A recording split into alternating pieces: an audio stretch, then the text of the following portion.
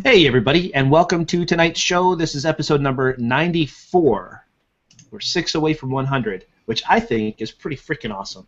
By the way, for 100th show, we're going to have a big looking back at all the past shows that we've done, talking about all the cool stuff that we've been up to for the past 100 shows and so on. So that'll be a lot of fun. I can't wait for that one. We've got a good guy here this week, somebody who wasn't here last week. So Darren, welcome back. How's you been? Am I a good guy? You're a very good guy.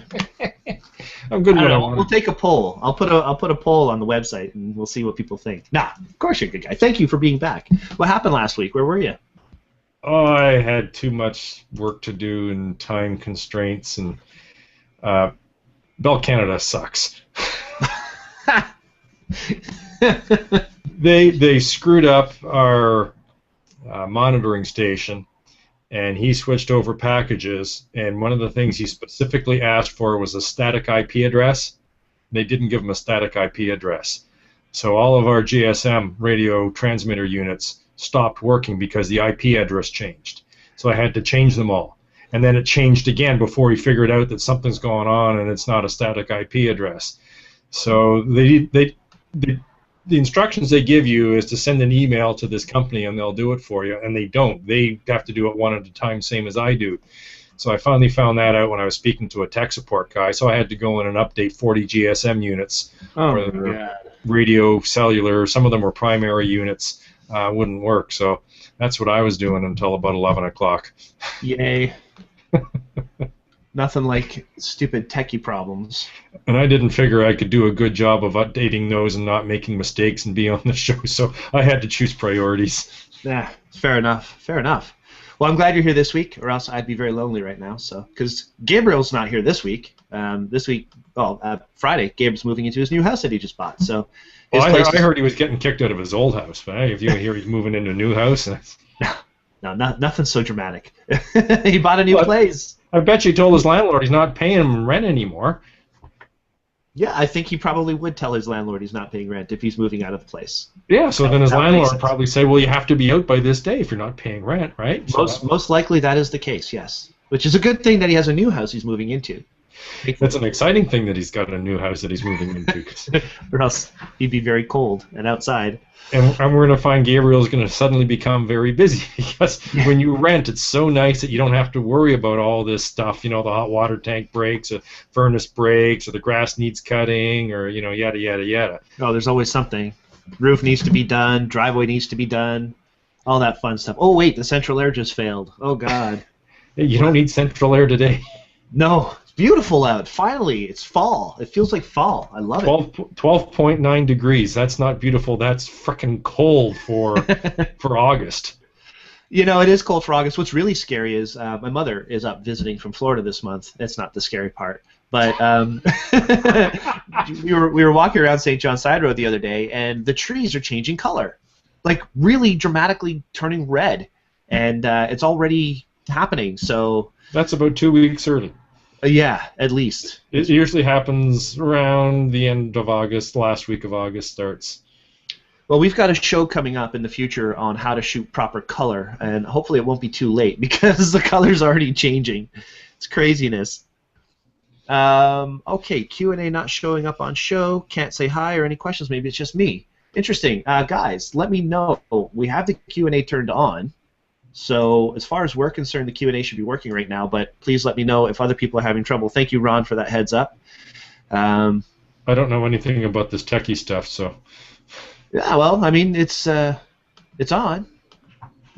So I don't see any comments, so that very well may be the problem with Google Plus for that right now. I don't know how you make comments. Did I just make a comment in the Q&A? No, you made a comment in the chat. And hi, Darren. How you doing? Oh, okay, that's the chat? That's not the Q&A? No, that's the chat. That's the group chat. Oh, the Q&A is the other thing along the side. The other bluish thing. Yeah. And, of course, now we have our buddy Blake showing up. Blake is going to fill in for Gabriel tonight, and he's always good to have around. Hey, Blake, how's it going, man? I'm all right. Just jumping in late, of course. That's all right. At least you're jumping in. That's appreciated.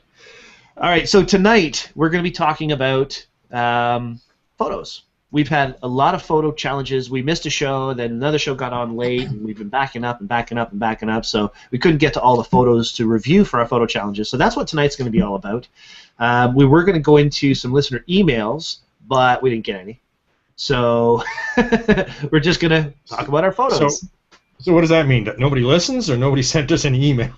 No, I think what it is people are posting to the community their questions. So if anybody has a question, they post it to the community and it gets answered right away. So this whole listener email thing, I don't know if it's something that's going to carry forward into the future. I don't think listener emails are things that we can really even worry about anymore.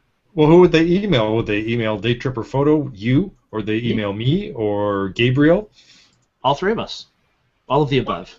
Most people, I think, would just post the question in the community. Exactly, and I think if you post in the community, you get an answer right away, so that's definitely a better way to do it. What we could do one day is maybe we could go over questions in the past that people have asked in the community and, sort of review the answers that were given to the people. Sure. In fact, what I've been doing a lot lately is reviewing our old episodes. In fact, I watched the episode with Ross Chevalier on the copyright, and I just have to say, it was interesting. It was one of our older shows. And Ross certainly didn't hold back. To the guys, that guy always holds back. He minces his words. You never know what he's saying. No, you never know what he's really trying to say. He's not direct. Not at all. No. It was a great show, a lot of good information, and if you're interested, the copyright episode is a great one to watch, but I do have to send out a quick apology to the This Week in Photo guys. Ross lambasted them pretty good. He called them all kinds of names and so on and so forth for what they talked about on their copyright episode, and I love those guys. I think they're really smart photographers and great. They do a great show, and just going to put it out there quickly, saying that sorry, we did say that Ross's opinions were not those of the whole Daytripper Photo show, but that being said, apparently they don't know what they're talking about when it comes to copyright. Other than that, they're really nice. Exactly. According to Ross. Exactly.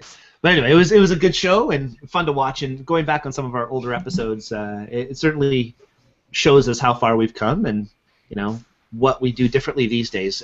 Very much like what I'm about to do right now, which is move it along, because we didn't used to do that very much. That was about a 2.5-hour show, by the way. Anyway, tonight. What are you talking about? All of our shows were 2.5 hours long back then. That was a short show. Yeah. Lordy Lord. Okay, so we're going to be catching up on some of the old stuff, and it's going to be a lot of fun. There's some really great photos that were submitted for our photo challenge. And in case you missed the topic this past week, it was not flowers and not pets. Basically nothing alive.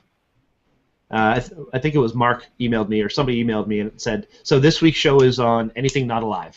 And initially, first thought, yes, we're going to get a lot of zombie photos. But not one zombie photo. What's up with that? It's a little too early in the year, I guess, maybe? Or something? Not everybody thinks like you, Brian. That's probably true. Thank God for that. Okay, so let's get into it, guys. Before we get into it, just if everybody's watching our show, if you like what we're talking about, if you enjoy our show from week to week, please like our shows on YouTube, subscribe to our YouTube channel, and tell the world if you think somebody that you know likes photography and they might want to be involved in what we're up to, then let them know about our little show. It's a lot of fun, and you can join in the Q&A if it's working. It's not. It's not working. Why isn't it working, Blake?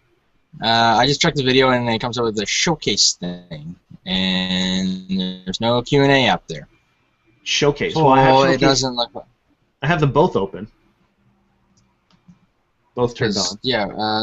Let me see if I can. I think that's because you're wearing the white hat, Brian. You're wearing the white hat, and Q&A only works when you wear the dark hat. Oh, well, that's weird because I've never worn the dark hat on the show. No? In fact, every single episode ever of this show, this is the hat that I've worn. You calling me weird? I could. I mean, it wouldn't be the first time. Wouldn't be a lie. For those who are watching, if you look at the top bar on, if you're watching through Google+, the top bar has the title of the show, Daytripper Photo, off to the right-hand side where the Q&A app normally is.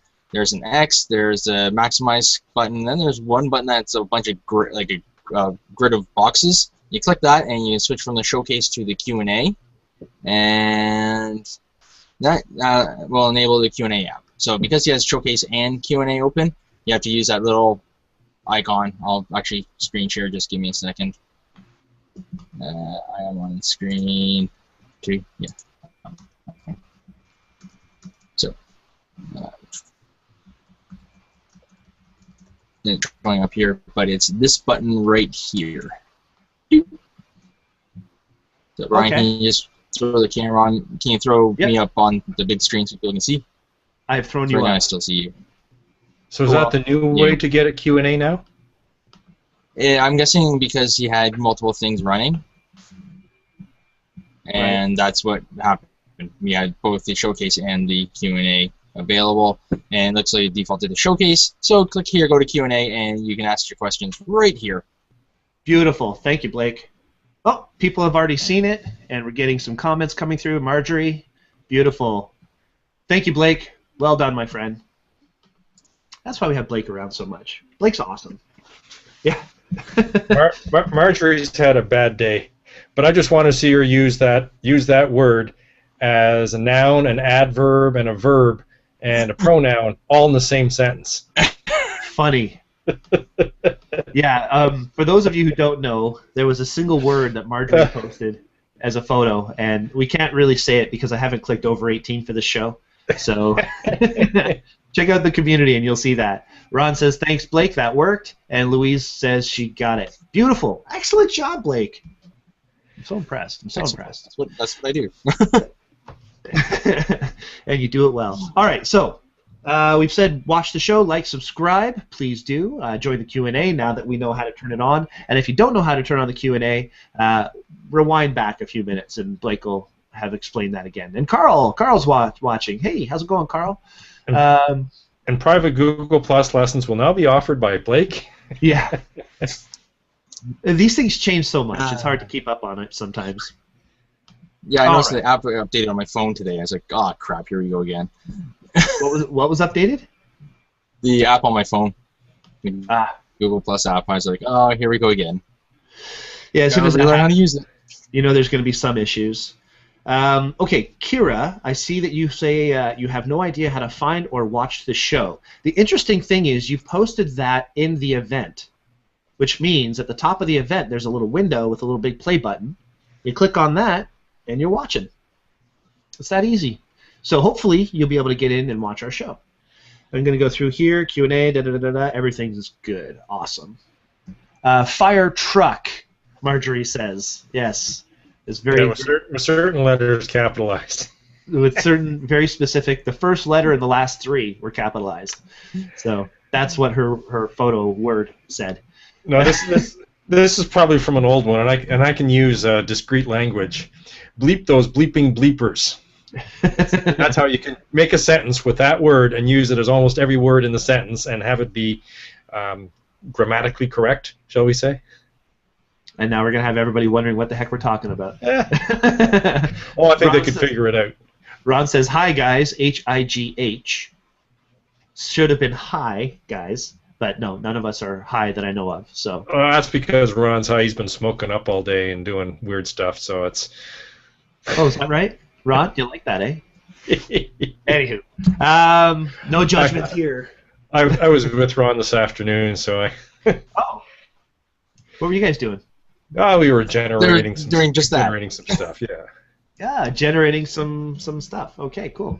Ron's got a new machine out to produce new types of smoke, apparently, with his generators. No. They're smokeless diesels. They are one of the cleanest burning engines around. Okay, that's your story. You're sticking to it. All right, so moving on. Let's pull up some of these photos and start our photo review from the week. Why don't I do my screen share? Because nobody likes looking at my face anyway. So. Yeah, because you did a screen share on my screen right now, you'd see a dirty word. Oh. How do I get back? Share that one. Share that one. Share that one. Yes. Which window was the photo review photos on? Here we go. There we are. So we're going to go back down to the beginning. The first challenge, which was cell phone photos. And cell phone. Keep going. Lots of photos this couple weeks. Now, I apologize. I didn't have a chance to post the winners of last week and so on. Here's up close, up close, up close. So I think you owe everybody a... Everybody what? I'm not going to go there. Oh, okay. I was going to say a free lens pen, but that would be too much. Well, no, not everybody, but there will be 3 lens pens handed out this week. And thank you. Oh, yeah, that's what we want to say. Let me get out my screen share for a second. LensPen, our sponsor, has been amazing. They've given us all kinds of products to give away on the day trips and on the show. We had our day trip on Sunday, and it was the falconry, birds of prey, and it went really, really well. And I was able to, during our photo review, give away some LensPen product, and everybody was very happy. So thank you very much, LensPen. This week we're giving away 3 prizes. As you can see, I've got them all right here. Yoink. Can you see all that, guys? Yeah. So first place will be the Pro Kit. Second place will be the DSLR cleaning kit. And then third place will be the lens and tablet cleaner. This thing's pretty awesome, actually, this tablet cleaner. It's amazing how dirty our computers and our tablets get. So you get this little guy here, and you have a pad that you can just very clean. You can clean all your screens and your pens and whatever you want, your computer. I think I use it too much, actually. I don't know if it's possible, but I do. So, there you go, a bunch of lens pen stuff we're going to be giving away.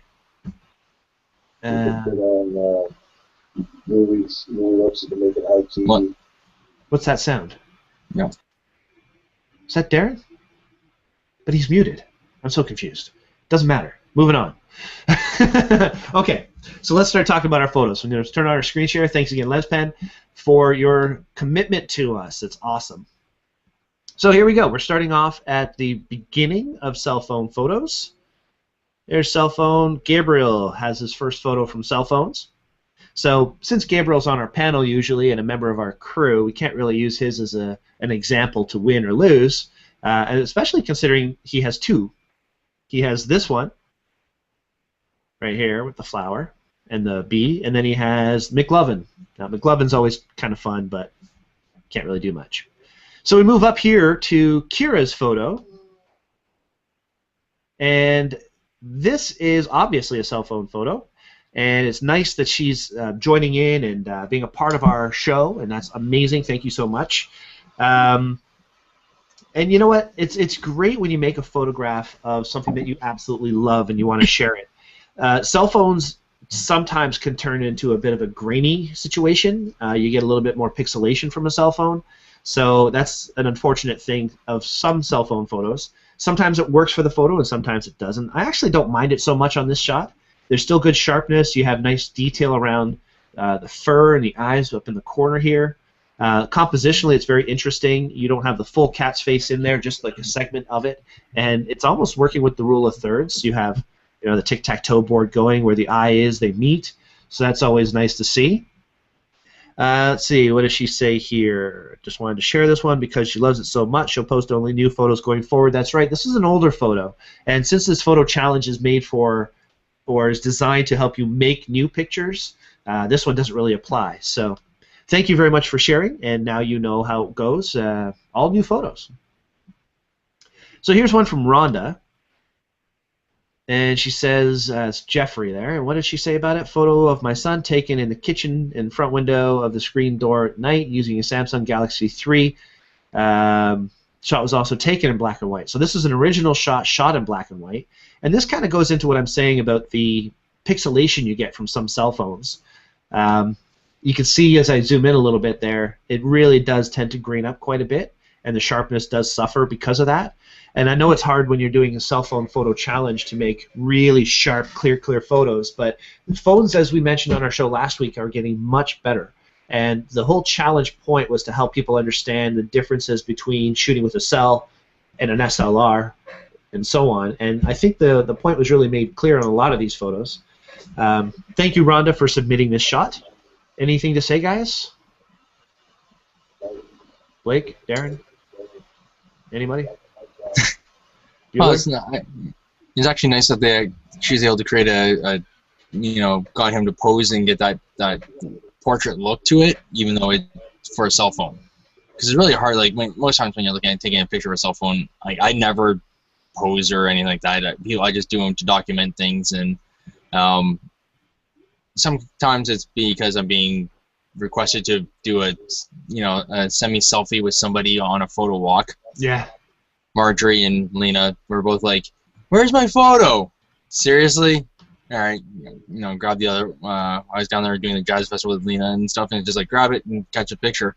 So this one I actually like because she took the time to get him to pose, and you got the nice background where he's really separated, the white shirt, so it stands out on for the shot, which is a lot more than I'd ever do for a cell phone shot. That's absolutely a good point. It looks like Darren was having some trouble, and now he's back. No, it's true. Very good point. Usually when you're doing cell phone photos, you're not expecting to take it as a true portrait, and this is absolutely what Rondo is doing here. So using lighting, proper light through the door, as she was saying, interesting idea. Good stuff. Having some trouble there, Darren? Oh, you're muted. Not at all. Okay, good. Every time Google changes something, it messes up. I was watching the critique today through. I'm in the Arcanum, and there was a photo critique today. My master gave one of my cohort members her critique, and of course, halfway through the critique, actually more like half an hour in, the lady who was having her critique done disconnected, and that was the end of the critique. And the same thing happened on mine. Just get to show all my photos, and as soon as it's time to actually start learning from her and bouncing ideas off of her, my master I'm talking about, Jessica Lark, who's awesome. As soon as I start getting the real feedback I was looking for, my computer crashed. Anyway, I have a new modem this week, guys, so it should be much faster. Everything should be very seamless, and we shouldn't have any troubles, on my end at least. So let's hope that's true. These Logitech headphones have been nothing but an annoyance, and not working and then not working. As soon as I went to play the sound of the clapping hands, I lost my sound. Oh, that's what it was. So you guys could probably still hear me, but I couldn't hear anything. So then I tried to set the default device, and then it worked for a bit, and then it stopped again. Oh, weird. Oh, gotta love technology. Yeah, we roll with it. We're used to working on live shows. We are. We do. We will. We are, we do, we will, and we are. Moving on. So, here's Darren's photo, Dog Day Afternoon. Love it. Is this your cell phone? That's my cell phone. See, this is my point. Look how clear this is. My cell phone, no editing. What kind of cell phone is that? It's I don't know, the cheap junky one that Gabriel uses. It's a Nexus 5. Yeah, it's that Nexus 5. It's a great phone. It is a great phone. Way better camera than my BlackBerry ever had, I'll tell you that. Well, I think 99% of the camera phones out there were better than the BlackBerry you were using. Well, I don't know. Maybe BlackBerry's got better cameras now, but I could have put a little reflector on that to try to get some light in, but it was just one of those candid shots. And I could have done some photo editing, but I haven't found any camera editors yet. Actually, I haven't found the time to play with any camera editors. I figure anything I'm doing on my camera phone, if I need to edit, I'll use the big camera for. That's not a bad idea, but believe it or not, Snapseed does a very, very good job editing cell phone photos. Does it have manual controls where I can move sliders myself, or is it? It does. Okay. Yep, full menu for brightness, contrast, saturation, detail, you name it. Snapseed, best app for editing photos that I've used. There may be better out there, but that's definitely the best I've used. Anyway, give it a go. Clear photo, and I mentioned this in our pre-chat, but it's funny how pets and their masters look so much alike, and this is absolutely a Darren dog here. Just not gray enough. Yeah, give it time, Blake. Yeah, at least you still have hair. Someone can't. Not everyone can say that. Oh, thanks, Blake. Right. Look at this. We asked Blake to come on the show, and he both of us. You for being gray, and me for being bald. Preach. Anyway, sorry. I still have hair around the edges. That's all. That's all that matters. I can wear a hat for the show, so no one knows. Yeah, we don't all have hair like yours, Blake. Full thick head of hair. Anyway, here's my photo. Taken with my cell phone. I just picked up the new Xperia Z2, which is waterproof, so I thought I'd put that to a test. And I put my camera phone down in the middle of a torrential downpour and saw what would happen. And you can see all the little droplets of water coming up, and it was kind of neat. I mean, composition sucks. It's a picture at work. Yay. You can see where I work, 130 Newmarket Plaza, yay. But, yeah, there's a picture of rain. All right, moving on. Lori's photo, my iPhone entry. I've been wanting to shoot a portrait against this old colored wall for a long time now. After taking this shot, I'm committed to doing it. Now she just needs a model. Any volunteers, contact Lori Cloutier for modeling in front of the farmer's market wall.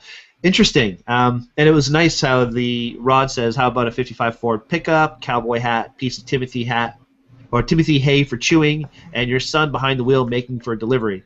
And by the way, the Bell satellite dish may need to be photoshopped out. The one thing you wouldn't expect is an old or a new satellite dish on an old abandoned place. Neat texture in this, and it's nice how the cell phone picked up all the color differences. And they take Visa. Yeah, they take Visa. So this is the iPhone 5S, another very good camera phone. And that's why you're getting all this good detail, all the texture. You can see all the paint flaking everywhere. And it was slightly overcast, so that helped give it softer lighting. That's right.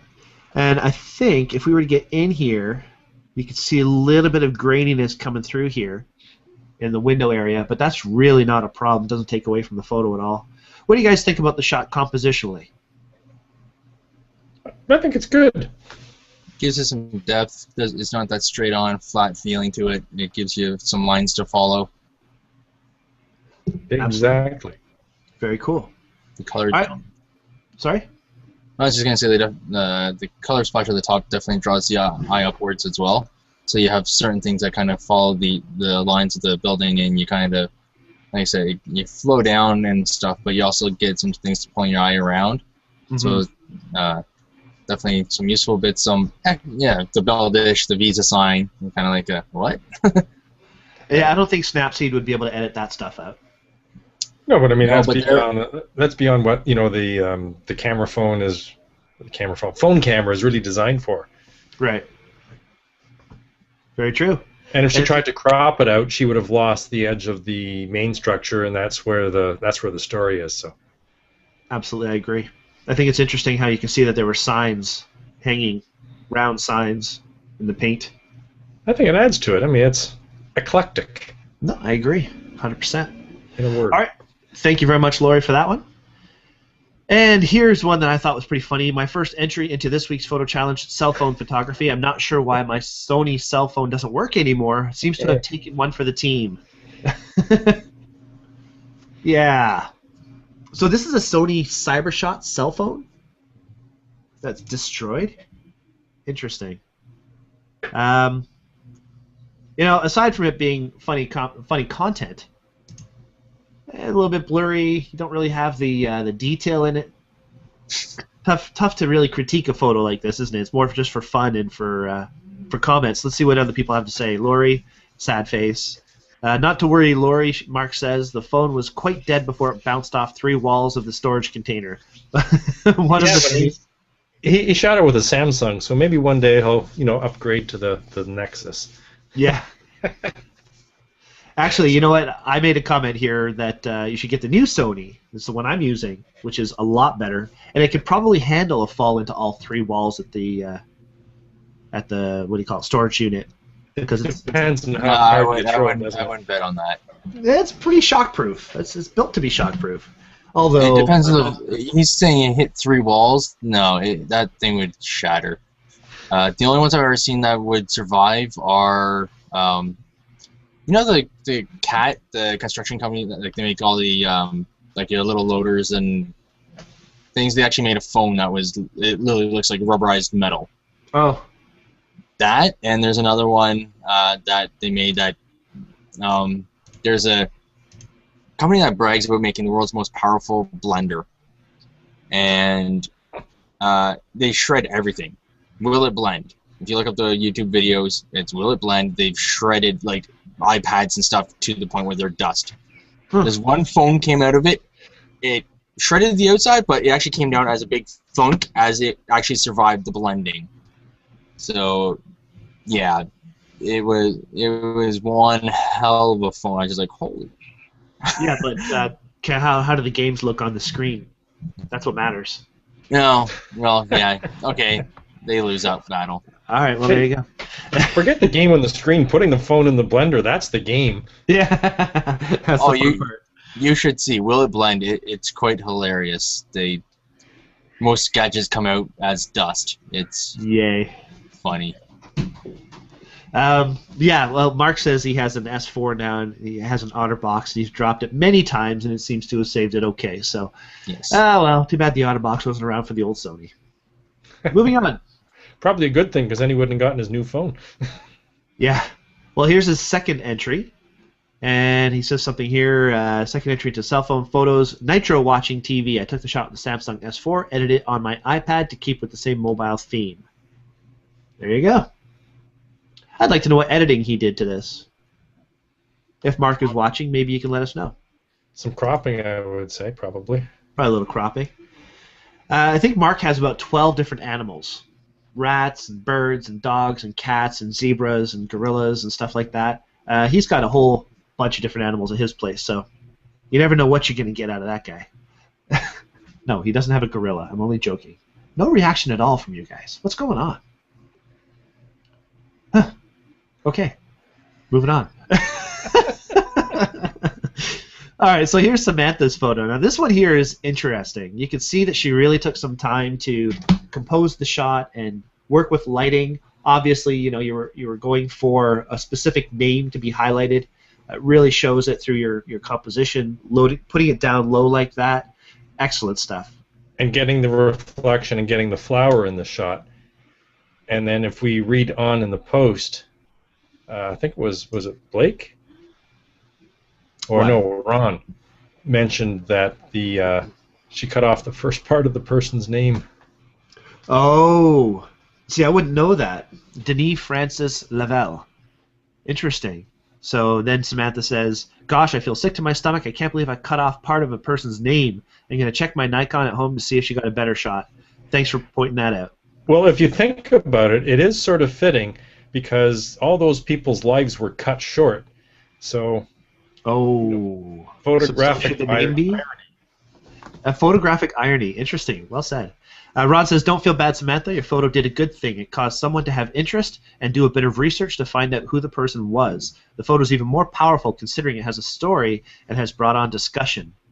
That's very true. It has a lot more meaning. Just wanted to share what I found out about Denis Francis Lavelle. Very interesting. You know, I wouldn't have thought of that. This is a picture that had Ron literally go and try and research into it a little bit more and found something out that even Samantha didn't realize. So that's a very successful photograph, if you ask me.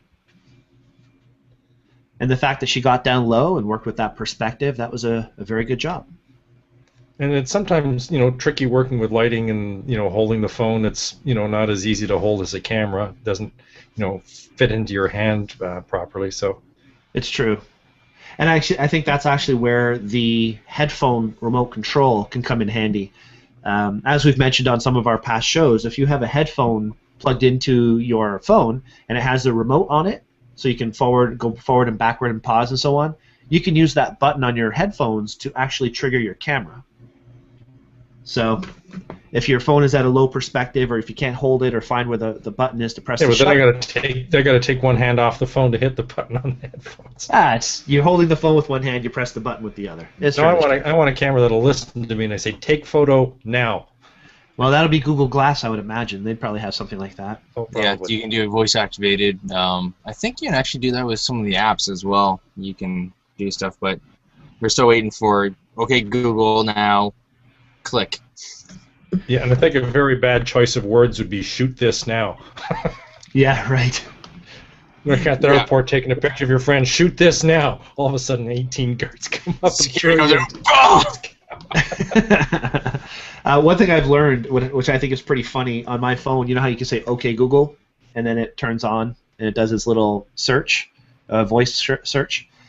This one also will work if I say "Oy vey, Google," and then it comes up. So I could be Jewish and Google search at the same time, which is really fun.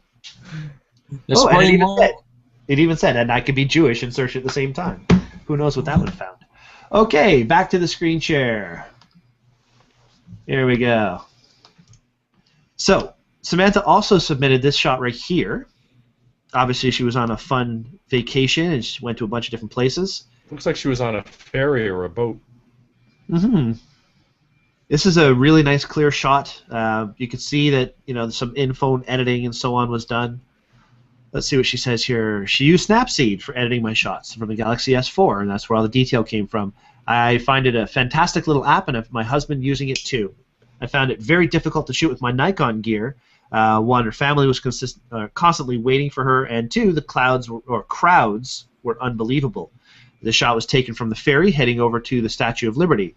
I can't believe I cut off part of the person's name in the memorial. She still feels bad about that. Overall, we love the city and so much to see. I would love to go to New York just as a photo trip. Just wander the streets of New York with a camera. I think that would be a lot of fun. Yeah, you'd want to do some research to find out the right areas to wander. So number one, you get good pictures. Number two, you don't get mugged. Yes. Same thing for Toronto, by the way. Absolutely. Same thing for Toronto. You wouldn't want to be walking around at 2 o'clock in the morning. Well, you could say that about Newmarket, like Tim Hortons, for example. You don't want to get stabbed or anything. All right. So great shot, Samantha. That Snapseed really brought out the details and all the windows and all that. Yeah, it almost gave it an HDR type effect. That's what I was going to say. A little bit of an HDR effect up in the clouds and so on. You can see that it carried on to some of the building a little bit, which isn't so bad. Interesting. Very cool. Thank you so much for submitting. All right. Moving over here, and I'm going to show this one here for a quick sec. This was on Saturday when we were, or sorry, it was Saturday when we were shooting PWE up in Barrie. I was doing the headshots of these two guys, and we didn't know what to get from these guys, man. They were trying to be, I don't know, ravers, I think. And who's that guy on WWE now who's running that party bus thing? Oh, yeah. So, yeah, I don't even want to say his name. Yeah. He's one of the most annoying things on wrestling I've ever seen in my life. And I'm a big fan. And there's been a lot of annoying things on wrestling, but this is just ridiculous. Yeah. I've never been on wrestling. What are you saying? You're not the only annoying thing in my life, Darren. We can change that, Darren. Just come up. When's the next show? October? October. Actually, that'd be cool. You should come. Anyway, I digress. Oops, wrong one.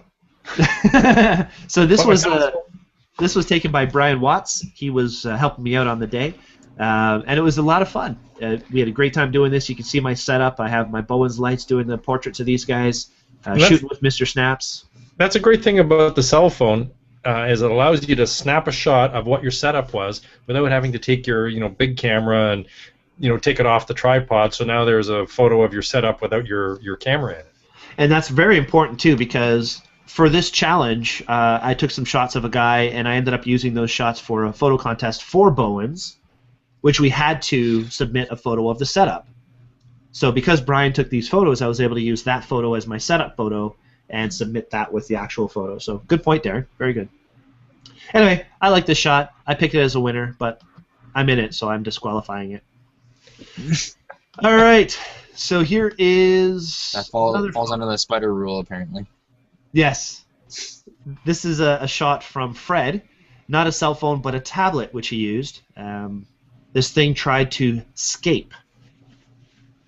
Laugh out loud. For those who don't know, a scape is the flower of a garlic plant, often used in salads. Interesting. See, you learn something new every day. Now, here's my thought on this photo. Fred, thank you so much for submitting it. I'm thinking maybe you were a bit too close with your camera to get focus on it. Either that or it was moving or you were moving. Because you can see that the focus is more on the stem, just behind. That's actually quite clear. Focusing issue, and that's one of the things I've found with these cameras is that I'd like to be able to touch and have it focus and take the photo. And I found maybe there's an option to turn it on. I thought it was a default option. What was that, Darren? To touch where you want it to focus and take the photo. And take the photo, yeah. I think there are some touchscreen cameras now, like the SLRs and so on, where you touch it and it takes the photo. I don't know if...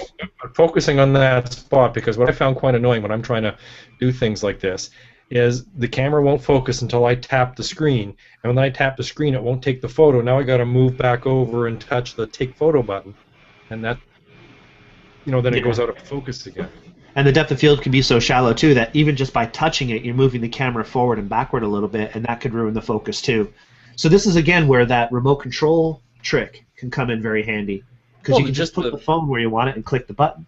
They just need to re-engineer the phone app so that when you touch it, you can turn on an option that you touch it, it'll focus in that spot and then take the photo as soon as it's in focus. Mm-hmm. And that shouldn't be that hard to do. As I say, a lot of cameras do that. I know all the Panasonic touch cameras can do that, and the SLR touch cameras can do that too. I think my BlackBerry used to do that.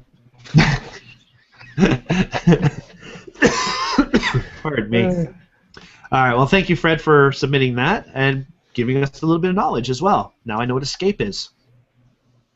And here's another one from Fred. Another tablet shot, since I love food. It's hard to wait for these babies to ripen. And then he says, sorry, there's an even number. So we're not talking about the rule of odds here, is what he's referring to. I think there's 7. There's 8 if you count all of them. 1, 2, 3, 4, 5, 6, 7, 8, 9. No, nice, so there's an odd number. If you look at all the hidden ones, there's 9. Eat the red ones last? What do you mean by that, Darren? Well, they're ripe when they're red, so you don't eat the green ones, and it's the Smarties, Oh, Smarties thing. Gotcha. Eat the red ones last. That makes sense now. Okay. I just like fried green tomatoes anyway, so whether they're green or red, they're always good if you cook them right. Very cool. Thank you, Fred. All right, so here's Martin, straight from my phone. I want to be there. I miss the cottage. I'm not going this year. I'm very upset about that. B, I have a question about what this little thing is here in the corner. Probably something on the dock. Lawn chair, water gun, somebody's head. Somebody's head, maybe. Excellent. Very clear. The phone did a very good job keeping detail in the sky. No lens flare. What was that, Blake? I was just saying that I thought that was a hat down in the bottom. Yeah, probably is a hat. We'll figure that out one day. So, yeah, excellent job. I know taking a picture with a cell phone of sky and so on, like you guys said, there's sometimes lens flare. Occasionally you'll have a lot of graininess show up in the sky and the clouds and so on, so it's kind of hard. It looks chunky at times, but this is nice and clean. Even if I get right in there, still very clean for a cell phone. Looks a little soft or out of focus to me, though. At this kind of magnification, it is. You're right. No, which but leads me to think. Even on the screen, and it's about a 500th of a second shutter speed, so the shutter speed was fast enough. I think he needed a lens pen to clean his lens. That could be it. I think. Or it focused on the foreground. Maybe it caught something on the very near foreground, and that's why the trees in the sky are a little fuzzy. That could very well be. I'm just going to quickly stop my screen share here just to kind of remind people. This is a lens pen cell phone cleaner, if it ever focuses. There you go. It's just a little guy you can hang on a keychain or anything like that, and it literally just is built to clean your cell phone lenses. People forget about the fact that lenses, when they're dirty, have a hard time focusing, and I learned this especially when we're up at wrestling, Blake, when there's a young lady that shoots all the time. She uses a point-and-shoot camera. Every photo that you see out of her camera is just speckled. I mean, if you were a ghost hunter, you would think that there were orbs. But ultimately, it's just a dirty lens. So the last one, I walked up and I gave her a lens pen, and hopefully she won't have that problem anymore. You cleaned her lens for her, so I'm hoping not. True. I did actually clean up the lens for her, for sure. All right, we do have a couple comments in the Q&A, which I'm going to quickly go to. Let's see here.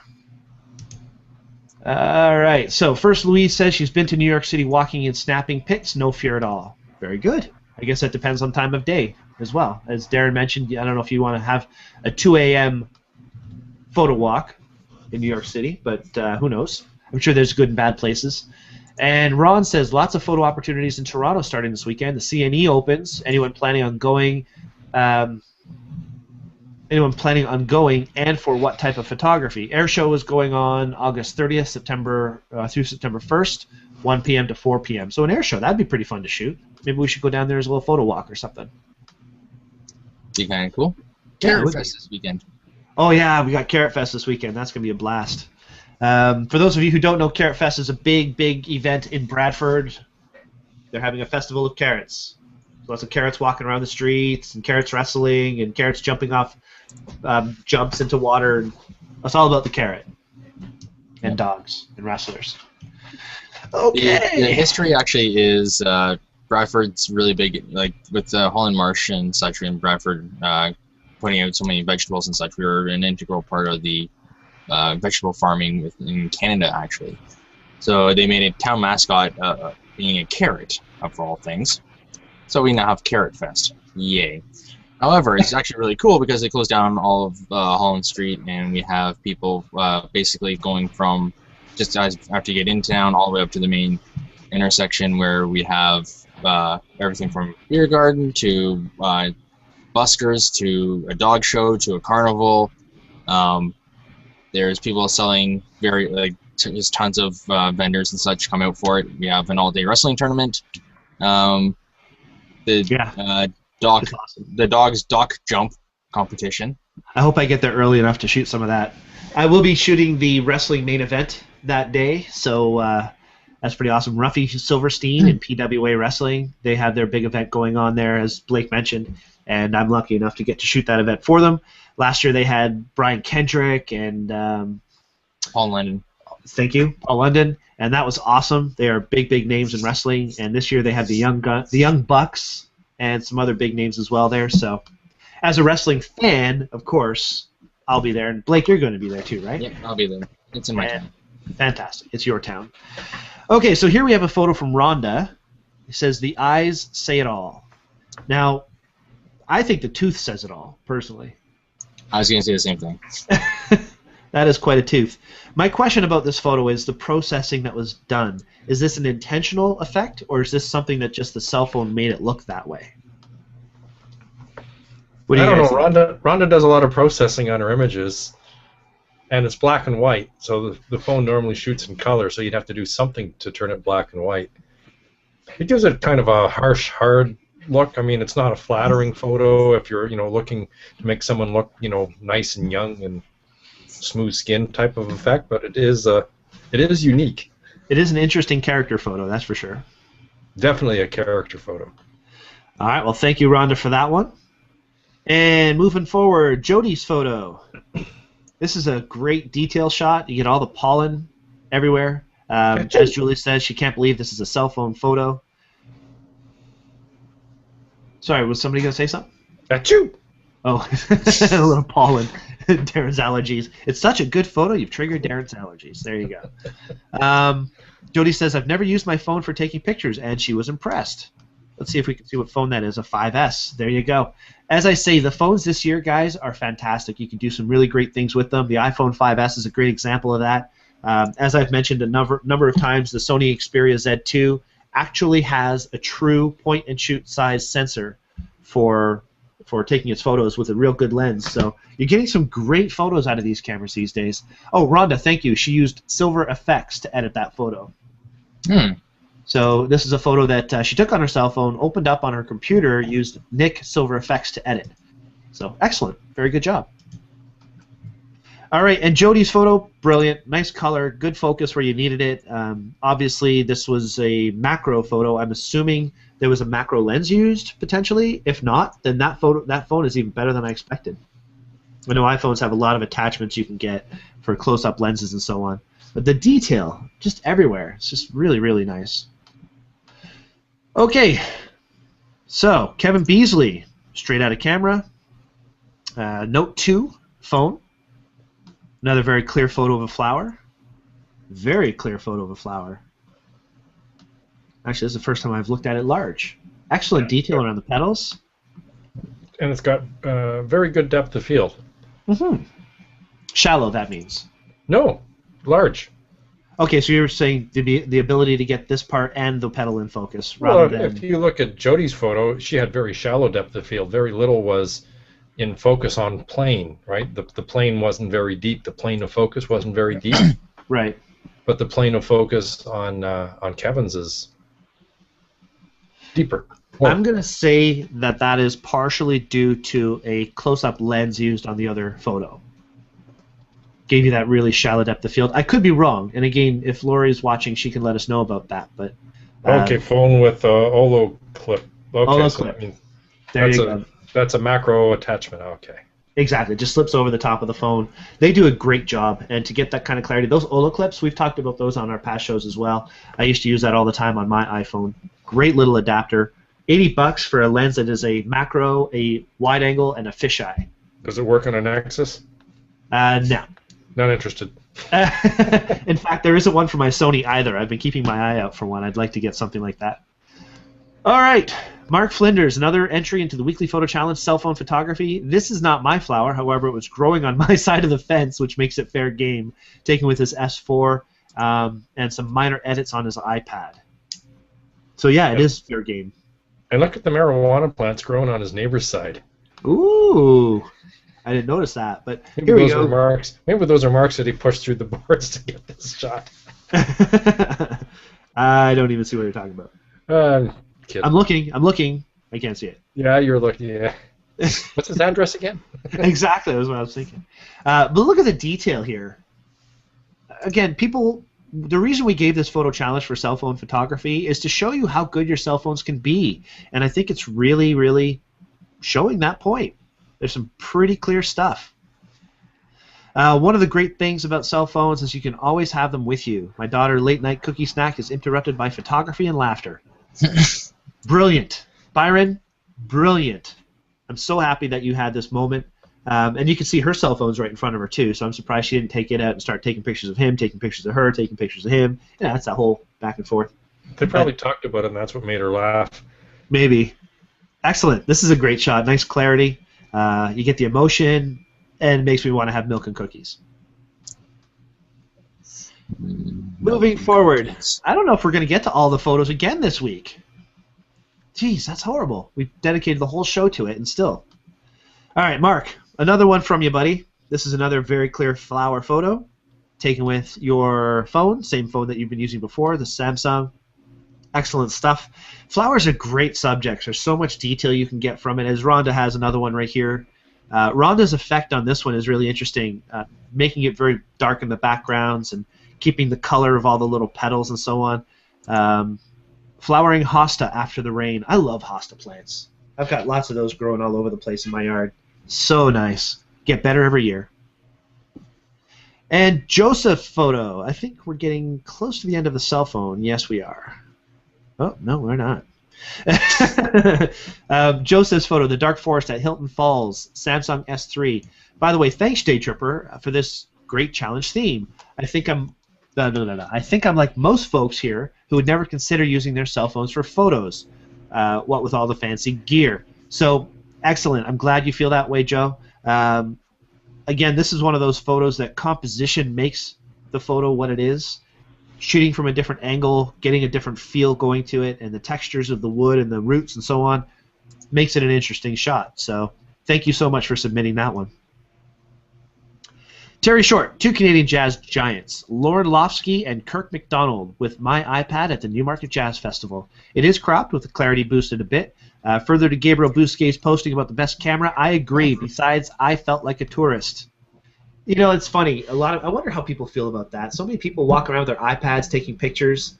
Every time I see one, I cringe a little bit. You know, although we gave this challenge to do that, it's still in the back of my mind. Like, guys, you've got a phone, you got a real camera. Why are you using your iPad? Or even if you don't have a real camera, come see me at Henry's. I'll sell you one. I'm good. I don't like the iPads because they're so freaking huge and it interferes with other people doing stuff. That's true. It can get in the way of other people behind you and so on.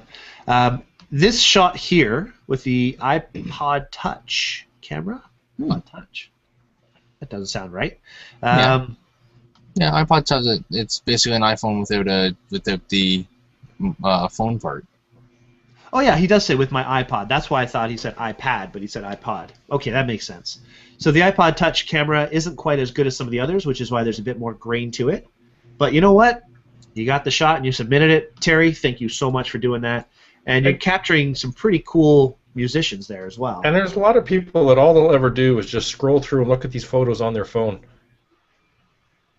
Right. So where you're looking at the photo, if you're not going to blow it up, you're not going to make a big print on it, then it's good enough. Suits the purpose for a lot of people. Absolutely. That's, I think, our major point we made on the cell phone challenge, is that it's not necessarily something you're going to use to print. It's more just to capture what's going on. Julie says she was taking a picture of her daughter, taking a picture of her. Was trying to capture the reflection of the iPhone in the camera lens. I'm not into phone photography, but I'm impressed with the sharpness of the photo. That's all that matters. That's great. It's true. It's very sharp. And I love that you can see the cotton carrier, because cotton carrier is one of our sponsors as well. Great sharpness there on the cotton carrier strap. And yes, you can see the reflection in the lens there. Very cool. And I have to say, with that pop-up flash, I hope that didn't fire right in your face at that close, Julie, because that would have been a little bright. All right, Phyllis at Hilton Falls. I think she was there with Joseph. And you can see how this photo here is a little grainier, a little specklier than you might want it to be. Like if I get in close here, you couldn't really even tell what it is, right? I think it focused on the closer trees, and it's very contrasty. So this particular phone, the Samsung, her Samsung phone, I don't know, it just didn't cut it. Yeah, it didn't really keep that clarity, that detail there. At least in this exposure situation. Actually, that may be mostly what it is. It's a tough exposure with a lot of brightness in the back. Yeah, very, very high contrast. Be hard for even a good camera to get that. I agree. So Rosemary, at a snail's pace. After the hailstorm, this little fellow bravely found his way up onto my eaves trough. What's surprising is that it's on the second story. How do they do that? They sprout wings in the middle of the night and they fly up. I guess so. Maybe it was born up there. Who knows? But yeah, it's tough taking a picture in that environment. This is the iPhone 5 because it's under shadow, and it's really tough to get any detail. You can see a little water droplet coming off the snail. It's kind of interesting. But it's tough to really see all the light and detail underneath. Maybe the cell phone's flash, or even the LED light feature on that cell phone, would have brought some of that detail a little bit more. And here Rosemary posted, my cell phone records the hail on the deck. Unfortunately, I was not willing to go out there where it was raining to get a better angle. Once again, this photo proves that it's worth spending the extra on a good camera and lens. Cell phones are for selfies. Yeah, but if she's not going to go outside, you're not going to get much better perspective or composition. So it's... That's right.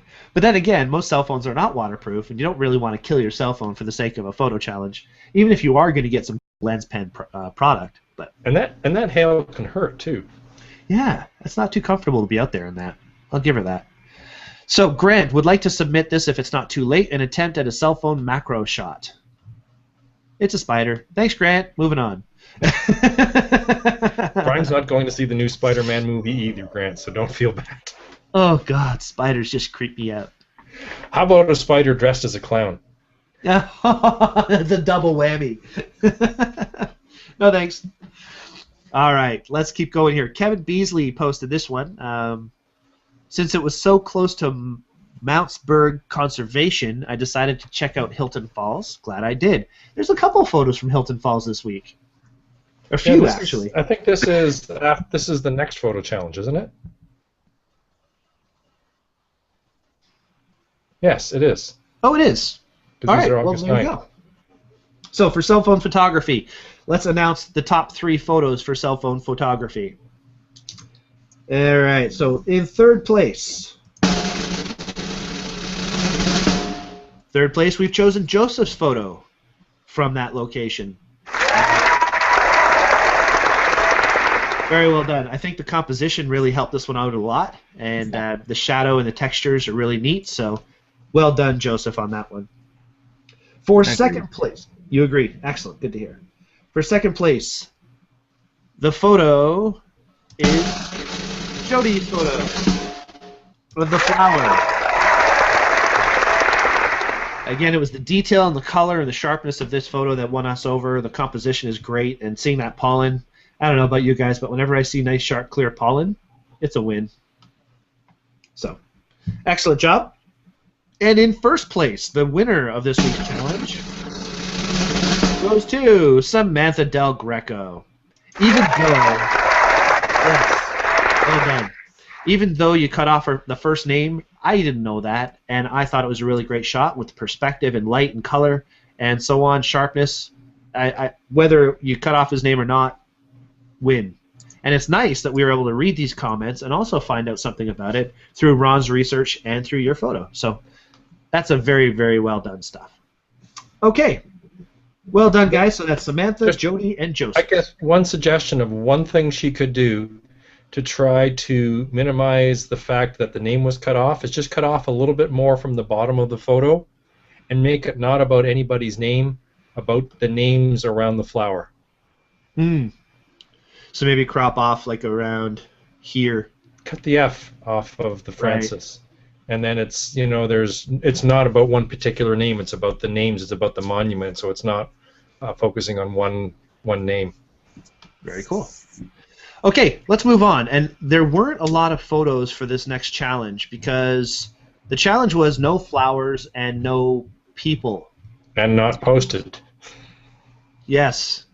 And we didn't get too many, so we're able to breeze through this fairly quickly. So we will continue on and do this week. So first, Kevin Beasley's photo. We talked about this one for a quick second. A waterfall shot, and this was taken with a Rebel T3i. Now, classically, when we're making photos of waterfalls, there's a few key factors: composition, lighting, and what you do with shutter speed. In this case, you chose to have a faster shutter speed, which gave you all the sharp water. The detail, the droplets, and all that is nice and sharp. Compositionally, excellent job. This was a shutter speed of 1/320th of a second at 125 ISO. You can maintain the detail, see all the detail in the rocks and stuff underneath. It was a good job keeping that shadow nice and clean. You can see into everything. I might have gone vertical on that and try to promote more of the sense of height of the waterfall, still keeping in a little bit of the texture of the rocks on the right-hand side. Would you have kept in the stuff on the left side? I would have sort of centered the waterfall, right, like he's done here, but just gone vertical. Interesting. So it would have taken off the left and the right side a little bit. Which I don't think are really adding that much to the waterfall. I don't disagree. I think that's probably the best way to do it. But ultimately, this is a landscape shot in a horizontal composition, and it's going for the wide feel and the curve of the rock, I believe. So either way, thank you for submitting that, Kevin. Great job. And then, that is. You do know where that is? No, I want to know. It's a neat place. I'd like to go there as well. So Hilton Falls. Yeah, that's in Hamilton, isn't it? Okay, yep. I think we're due for a Hamilton trip. Agreed. All right, the next one. Kevin Beasley used the selective color option on his Nikon and came up with this. Now, Kevin, you know how we feel about selective color. I love it! It's not really a case of a selective color that's an issue, though. I think if compositionally there was a little bit more going on, the selective color might actually work in a photo like this, but it's more just kind of a photo taken from the height that you're normally standing at, and the fence behind it with all the tree line behind that again. It kind of sections the photo a little bit. What do you guys think about that? Well, there's I don't know whether it's a branch or a weed off to the right that's sort of a little bit of a distraction. And if the red color could have been a little bit bolder, that would have popped a little bit more. Then it would have been a red tractor instead of sort of a pale washed-out. Yeah, but I believe in camera he just chose the pick reds, and I believe it can only be done if you're shooting in JPEG. So not bad for an in-camera processing. Say if you're having to fiddle around in other software to do it. This is actually shot with a Nikon Coolpix P510, which doesn't even have an option for RAW, so it is definitely a JPEG. Okay. Yeah. Actually, the one thing I just noticed they were taking a glance at it is you can follow the fence back into the building. Like my eye goes from the tractor to the fence, and I start following it back, and I just saw there was something in that back building back there. Yeah. And I was just like, now I'm curious. Is it just like, But that's drawing you. It draws you away from the focal point of the photo, though. But it's making my eye move throughout the photo. There's a difference between, like, you have to remember that one of the interesting things about a photo is that it won't hold your attention. It will help you look around and see. What it's missing is something to lead you back to the tractor. And do you find this leads you back to the tractor? That's the one thing. I'm not sure if the fence would lead me back to it, but I'd actually be looking for something else to bring my eye back to the left side and like towards something on the almost center frame, like upper center part of the frame to bring my eye back. Like I'm starting to look into things. It's just like, hey, we got a tractor. Now I'm wondering what's back there. Where's my eye you got a wandering? little higher perspective on it, or moved a little bit to get rid of the building in the background. Right. I'm actually liking the beginning of the composition. I actually like this because it's making my eye wander. It's not just sitting there on the tractor and not doing anything. Very good. Because there's other things out there that might be interesting now. I'm like, Yeah, I find my eye always ends up in the very left corner at the top, at this fence back here. So you need something to bring you back. Yeah, the tree line actually. You can follow the fence. Your eye can go from the tractor to the fence to the building. Tree line starts bringing you back. Now you need something to bring you back down to the tractor. Right. Or crop it a little tighter to the top and then cut off the top of the building, and then it's not so much building, it's a part of something. Yeah, there's like tons of little stories in this now. It's just like, It's true. Either way you look at it, it was good conversation. Yes. Yep, that's what we're looking for. Okay, let's move up to this one. Byron, front end of a classic Dodge, and this was taken at Steampunk, where you were. Yeah, you had a good time doing that, I bet. I didn't get to leave my booth.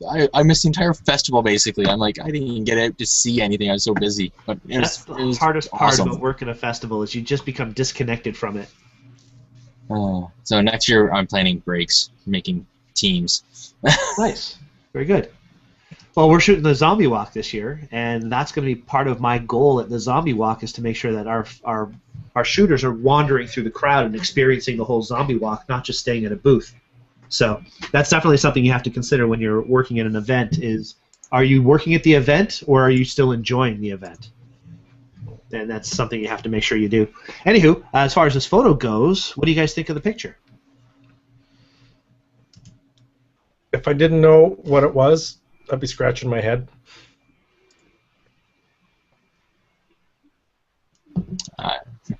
Considering I know it's now from the Steampunk Festival, I'd almost be wondering if that was someone's helmet. Is that the kind of stuff somebody would wear in a helmet? I would not put them past some of the people there. There are some phenomenal costumes up there, and there is a group of actual full-fledged knights, like full knight's armor, walking around. And some people would make their own version of a steampunk thing that would probably come looking pretty close to this, but this is still really awesome. I like this. Cool. Byron actually just posted in the Q&A. He says, "You missed a lot, Blake. It was awesome." I know. I wanted to go. I really did want to go. I just have a life. I have to work and do that stuff, so that sucks. Anyway, next year, I've already told Blake next year I'm taking time off to do it. So awesome. Very cool. Great stuff. I would like to see a little bit more about the car and a little bit less about the tents and stuff in the background. I find the car should be the story and not the tree and fence and tents. What do you think of that, Darren? Yeah, it'd be like I say. When I look at that, I didn't know it was the hood ornament of a car. So yeah, having a little bit more of the car would tell a little bit more of that story, right? Yeah, because this is only going to mean something to people that understand, you know, the Dodge or whatever that symbol is. The Ram. The Ram. Is that a Ram? Dodge Ram, buddy. Beefy. Sorry, had to say it. Okay, thank you, Byron. Great stuff. Rhonda, here's a photo following lines in the trees. I've got a photo almost exactly like this that I shot on one of my Algonquin day trips. And I have to apologize, Rhonda. I know you emailed me about this and asked if this still applies to no plants and no people. Sure. It works for me. I like it very much. Leading lines, edging up to the top. Very cool stuff. Darren apparently has to leave soon. So that's okay. We're finishing up in a minute anyway, and we can all see this. Yeah, hey, how are you? All right. Now we're just wasting time. So, Ron, what do you think of Rhonda's photo here, guys? It's It's the classic perspective of going in the forest, lying down, looking up, and she did a really good job of that. There's a nice diagonal line that's going through the photo that gives it some energy. Mm-hmm. So, yeah, right through the top there. Yep, I really like that. Excellent. Good job on a classic. Yes. And speaking of armor, Byron, is this what you're talking about, Blake? Yes. Okay, now we talked about this in the pre-chat a little bit, and this is again something where a little bit more in the photo would have been a completely different result. I think what we were saying is that the guy on the right, there should be a little bit more about him. What do you guys think about this? Yeah, we're just seeing the back of the one person on the left, and the person on the right, all we can see is sort of his hand. Mm-hmm. And there's a story of two people there, and we can't see the second person. Right. Typically, the one that you can get more from is the one that that's actually facing the same direction. But if this is just like when if you're more directly behind the person, the guy who has his back to us, that would give him more of like looking from his viewpoint, which could be kind of cool. And I know that when you go to events like this, it's sometimes tough to move 2 steps to the left and 2 steps to the right. With so many people around you and limited access to certain areas, that could be a reason for that. Or maybe there was somebody else standing in front of the other guy. Yeah. You have to crop them out. All right, we've got enough photos that we should really start moving along here a little bit. Byron, here's another third. Since we've already talked about 2, we're going to move past this one a little bit. He says, Sunset at Guelph Lake, I'm taking up what Brian suggested in last week's show. Photograph what you usually don't. You know what? I'm all for that. I think it's great that you took something from the show, and you know what? That's awesome. Thank you so much for sharing that. Great silhouette. Great silhouette. Nice colors. I like the birds in there. And he probably didn't see it at the time. Nice hydro wires. Yeah. The hydro wires in this photo actually would be very easy to get rid of if you decided to. I'm not one to really get rid of wires in all my photos. I usually, if they're there, I leave them. But in something like this, I probably would take the time to mask them out a little bit. I was just going to say, I love how, Byron, you're using one of your photos from our falconry session as your profile photo. That makes me happy. And Rhonda, Calm by the Lake. Here's a totally interesting twist to the edits that you've done so far. It does very much look like a watercolor painting. I think that's great. And compositionally, it's a nice photo. The clouds, the textures, the colors, very cool stuff. What do you guys think? Yeah, very well done. It looks like a painting. Absolutely. Yep. And that's something I have not delved into yet.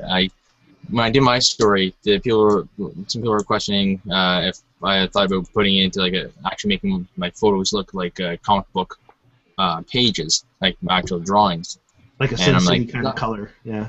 Yeah, or even like doing other ones. I was just like, I contemplated, but I'm not there yet. It's something I haven't tried yet, and maybe the next go around I'll make it more drawing-like. But that project you were working on was for a very specific goal, and you wanted to make sure that you fulfilled the detail and the quality of the photos for it. Where if you're just experimenting with a texture and a type of edit, you might not have that consistency or that overall feel.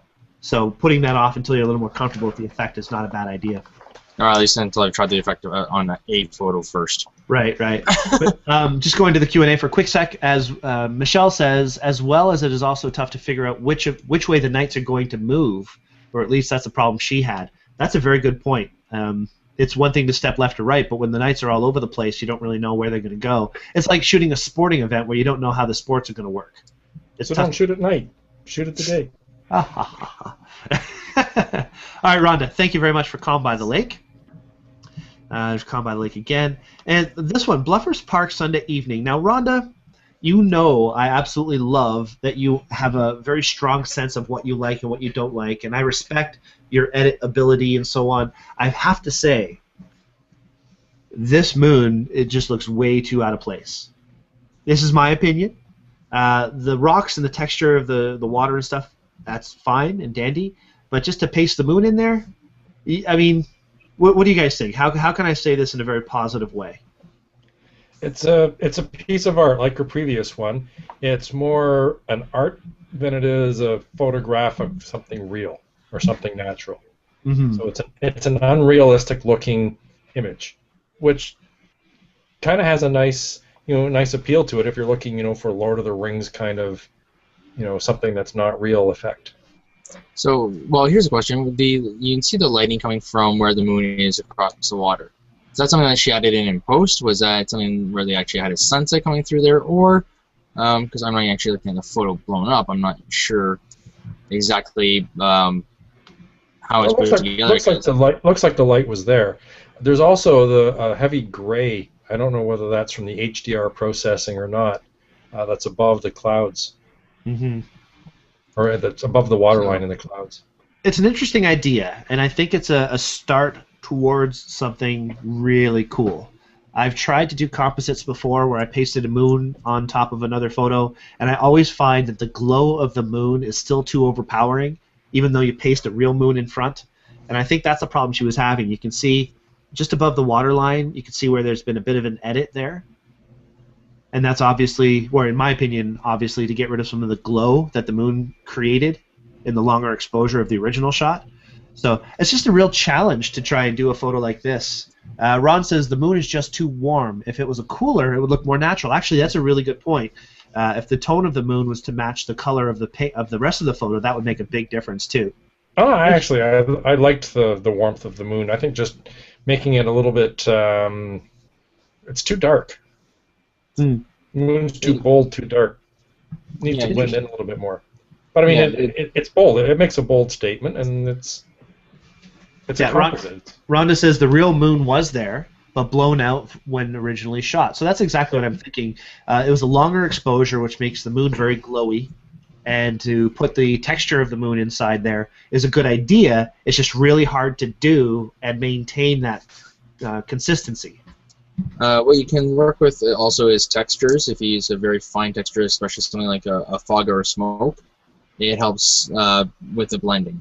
Even things like light leaks and things like that, I discovered they help even out your exposure differences a little bit, and kind of hide that a bit.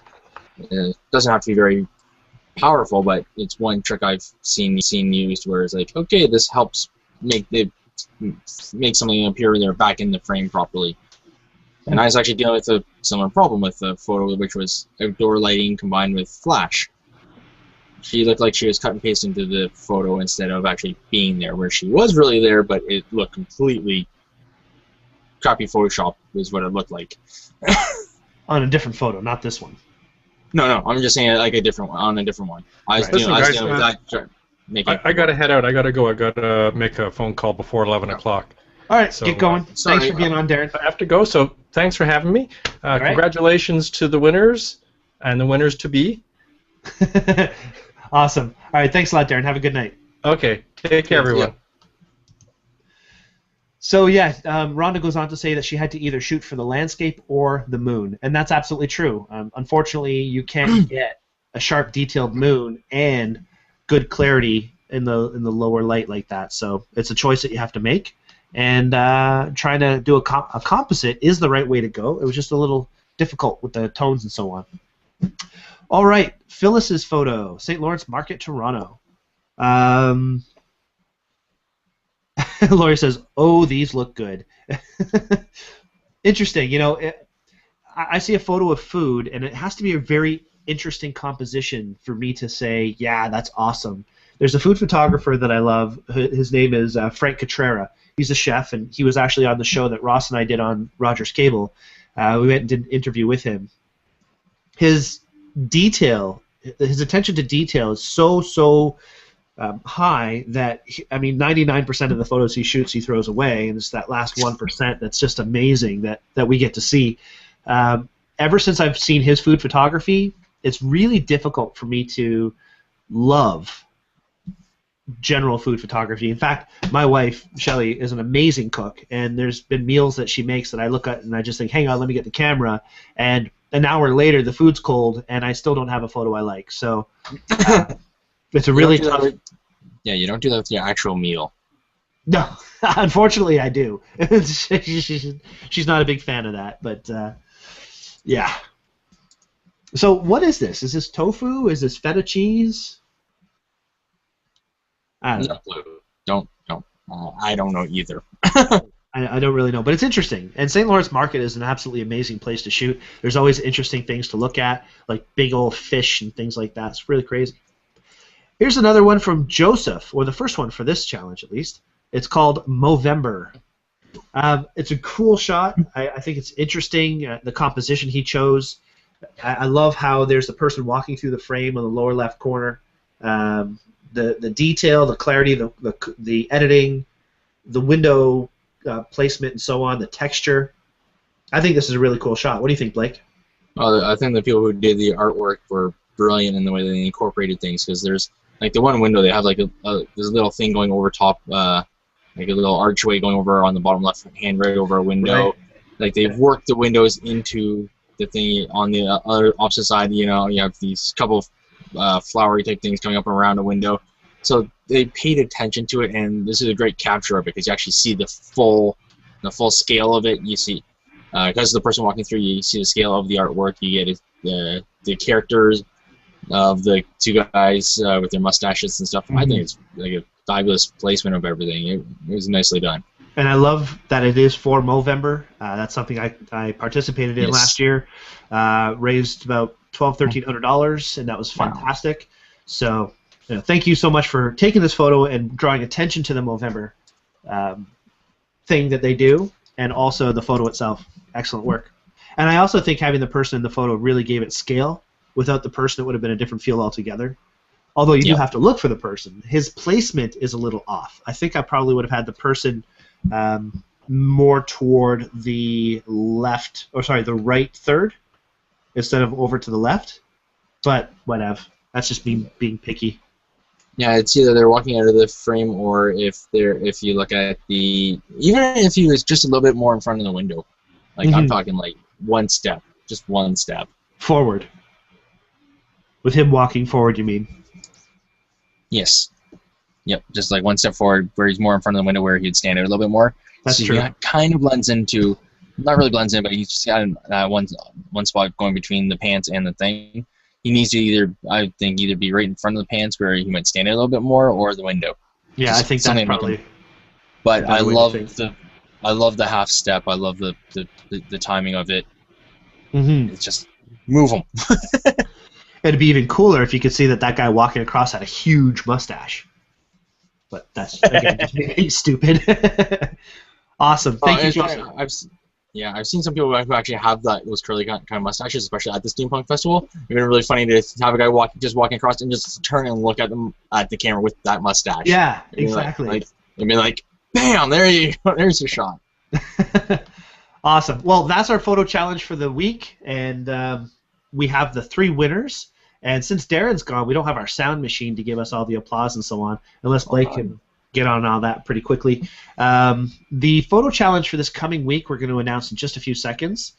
But before we do that, I'm just going to pull something up here. Thank you, guys. That's what I want to do. I want to thank you guys for being part of our community. Woo.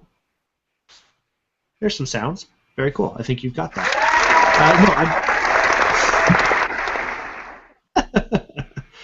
I really want to thank everybody for being a part of the community and for contributing to our show and for posting on the community and really making the Daytripper photo community something that not just you enjoy, but as being a part of this Arcanum cohort and so on, this is a global thing. I've got people in my cohort saying how I have a very interesting and very positive community going here with the Daytripper group, and it's really encouraging and makes me very happy that everybody is getting a good benefit from this and that it's continuing. I mean, 100 episodes of this little weekly banter show. It's pretty impressive that we can keep it going. So thank you, everybody, for being a part of it. Upcoming shows that we have still to come. Next week, by the way, will be wildlife photography with Claude Lecours. So we're finally getting Claude back on the show, and I can't wait to have him back on here. Hopefully our glitches with YouTube have all been resolved, and his show this time will actually get posted to the YouTube channel, because last time it disappeared into the nether regions of the interwebs and never to be seen again. I did watch it. What's that? I did watch it. You watched it live, and that's about all. If you watched it live, that's the only time you were able to see it, because as soon as it was done, gone, which was the only show in our history It's just disappeared that way. We've had a few others that disappeared, but we were able to get back. But no, it's frustrating. So hopefully we'll get Claude back on, and it'll be a lot of fun. After that, August 27th, I won't be on that episode, but that'll be using Google Plus to edit your photos. And the reason I won't be on that episode is my wife and I are going on a date. We've got it planned way ahead, and this is something I'm really looking forward to, so that'll be a lot of fun. The week after that, September 3rd, we have Getting Photos in Galleries with Jessy Pesce. We've had Jessy on in the past. She had a gallery show. We're going to get her back on the show and talk about how her gallery went, and how her show went, I should say, and find out what her trials and tribulations have been with being shown in a gallery. This is something, if you're interested in having your photos shown in a gallery, you're going to want to watch this episode. And on the 98th episode of the Daytripper Photo Show, which would be September 10th, Blake, you're going to get a kick out of this. Guess who we have as our special guest? Oh, I'm guessing Sensei. Ron Clifford? Sensei Ron Clifford, exactly. I can't wait to have Ron on the show. Since day one, I've wanted to have him as a guest. And finally, on episode 98, we've got our wish. Should be a lot of fun. And I mentioned earlier about the Fall Colors episode. That's the one after that, episode 99, on September 17th. Oh, you're welcome, Louise. I'm happy to host this wonderful show. I'm glad you enjoy it. Seriously, it's awesome. So much fun. Okay, so the photo challenge for this coming week is wildlife photography. So anything to do with wildlife is going to be our photo challenge for this coming week. Since Claude is going to be on for our next episode, we figure we'll have him help us pick the best wildlife photo. And again, we're going to give away some lens pen products for that. So that's that. Awesome. So let's talk about our winners for this week for the Not Flowers, or basically Nothing Alive challenge. The winner of third place goes to Calm by the Lake by Rhonda, the watercolor-looking and second place goes to... That sound effects just make it so much more cool. I like it. Goes to Joseph for his photo of the graffiti that we showed at the very end of our video. Very cool. First place goes to, and I want to actually bring this up. I'm sorry, I should have had this up beforehand. I want to show the first place winner goes to Julie for her photo of the truck, and I'm going to do a screen share. Well done. I don't even think we talked about this picture, did we? I don't see it yet. Wait for it. Wait for it. No! We didn't even talk about this. How did that happen? This is at the Steampunk Festival. I know this truck. Yeah, it was awesome. The textures, the detail, compositionally, it keeps you in the photo. The license plate on the side, it really keeps you looking on the side of the car. The processing was done very well. Sharpness is still there. It's not done too much, but love it. Great job. And as you can see, there's a lot of comments here. Jody commented. She loves the shot. Julie just does such a great job with all of her photos. So well done to Julie. Well done to everybody else who won our photo challenge this week. And don't forget to pick up your lens pens from me at Henry's. And again, first place is getting the Pro Kit from Lens Pen. So you've got the little lens pen here, so you can clean inside your viewfinder, and you can clean all the small little pieces, your point-and-shoot cameras, all your lenses that are nice and small. That's great for that. You have the Filtered Clear, which is a triangular tip. And then you also have a lens pen, a true lens pen. These are phenomenal. Plus you also get the cloth inside, which, as we all know, is amazing because you can wash it in the machine. You can keep using it over and over again. Those things just last forever. Second place is going to be getting the cleaning kit with the blower and the cloth and the lens pen as well. And for third place, you're going to get the lens and tablet cleaner. The tablet cleaner is just so fun and so easy. You can use it to clean your tablets, your phones, your computer screens, whatever you want. So guys, let me know when you're coming in to see me at Henry's Camera Newmarket, and I will have all these prizes ready for you. Anything else to add, Blake? What do you have coming up that you're shooting soon? Carrot Fest. There's a photo walk, Toronto photo walk happening in September. There's the Kelby photo walk, which is October 11th. There is there was another photo walk, the zombie walk coming up. Yes. And oh boy, I know I'm missing another one. Oh, and I'm going to be going to see Marjorie on Friday. What are you doing with Marjorie? I'm bringing my kid out there, letting the kids go, and we're gonna probably take off, do some photos for the fun of it, just relax and hang out, drink beer. Sounds like good times. Awesome. And for those of you who want to come on a photo day trip, actually learn some stuff about your photography and make some better photos, on the 24th of August, we are doing the Tom Taylor Trail day trip. There's still lots of spots open. This is our very casual walk down a local trail here in Newmarket. It's only $80 a person, and you get some very, very good hands-on help. And my mom will be there. Cool. Yeah. You also mentioned that you guys are taking things to a little bit more advanced as well on this one. I saw something mentioned about that.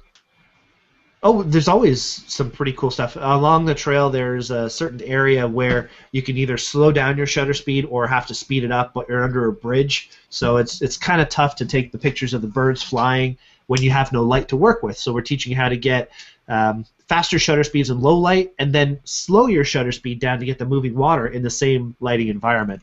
So it's a really cool trail to learn stuff on, and of course there's a lot of wildflowers and bees and bugs and things like that along the trail. So we are bringing some Sigma lenses with us for this one. We'll have some macros and some wide shots, and yeah. Awesome. Oh, anyone organizing a Kelby walk? Louisa asks. Actually, yes. Chevalier. Yeah. Ross Chevalier is doing his again. Exactly. He's doing it along Main Street. I just committed to doing that with him. I'm going to take the day off and be involved. Not doing it with him. He's the leader of the thing. I'm just going to be there as well.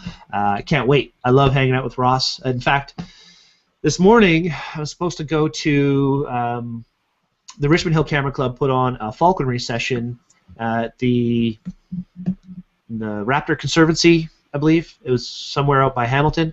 And I was supposed to go with Ross, and we were supposed to go to do this with them, and I was just feeling like garbage today. In fact, I got out of bed maybe about a half hour before the show. So I was debating on not even having the show tonight, but we went through, and we had a good time. But, yeah, unfortunately, I wasn't able to go with Ross for this. I really wanted to. He's such a great guy to shoot with and just a good guy to hang around with, and I can't wait for that. Yeah, great stuff.